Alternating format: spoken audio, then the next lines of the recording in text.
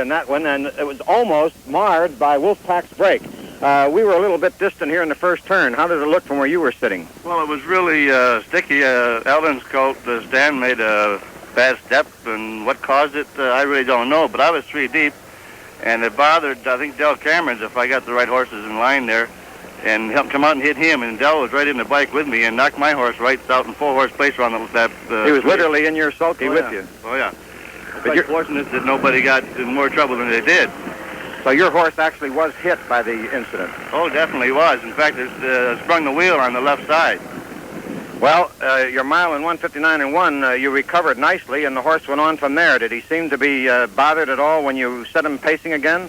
Well, I was quite concerned. You know, I was 3 deep in the first turn. Now, at the backside, I tried to get in to follow Del Ensko's colt, Attaché, and I couldn't get that job done, and it looked pretty desperate for me coming to 3/8 pole until that misfortune for Mr. Harner, who had made a break for me. Were you afraid to stay behind Attaché going down the backstretch? You think he might slow down coming that last quarter? I would have loved to have gotten in behind him, but I think it was Marvin Maker with that Crafty Rival colt. He was right up tight. Just wasn't enough room for me to get in behind Mr. Ensko, and I was in desperate trouble coming to the quarter pole.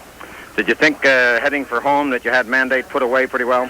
Although when I got up to Mandate at 3/4 pole, I was quite confident from then on, because this colt, he just never wears down. He's just a real monster, and I thought the mile would go more than it went today. Let's take a look here, Benny, at the slow-mo replay as we see the action. Come on up here and take a look coming through the stretch. Here's Mandate down along the inside. You on the outside coming on.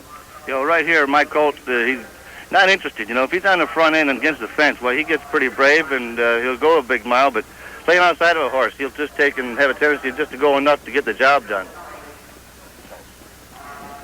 But right here, he's pretty comfortable. I took and hit him for the first time that I've ever drove him. I bumped on him a little bit today. But first time you ever put the whip to him? First time I've ever tried to hurt him, you know, and make him sting and get him back in gear. But I was well spent to the 3/8 pole, 3 deep all the way to there.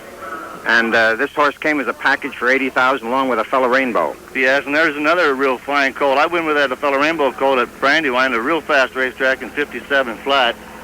Pretty good buy for Mr. Brooks from Wilmington, Delaware. Has he been in the horse business for a while? He's raced horses, I think, now between 8 or 10 years, and he's been quite fortunate. He's got 8 horses right in the stable now that can pace on a big racetrack in 2 minutes. Well, it's a great break for him, Benny, and it's a great break for you to come up with a colt like this. Stanley Dancer was training this colt and a fellow Rainbow prior to this year, right? Stanley trained this colt as a 2-year-old and raced him a little this year in the spring as a 3-year-old, and the colt was kind of not a ambitious colt, and Stanley didn't like him because of that factor, I believe, and Mr. Brooks had an opportunity to buy him, and he just took a shot, and $80,000 at the way he was racing was a lot of money for the colt. But, well, of course, you got 2 for 1. Let's see if we can read the results from here as we take a look at the tote board, which is off in the distance. We can see that the winner apparently now is up. It's 360, 320, and 260 on number 3, letter C, Oil Burner. Number 2, letter B, Attaché, page 7.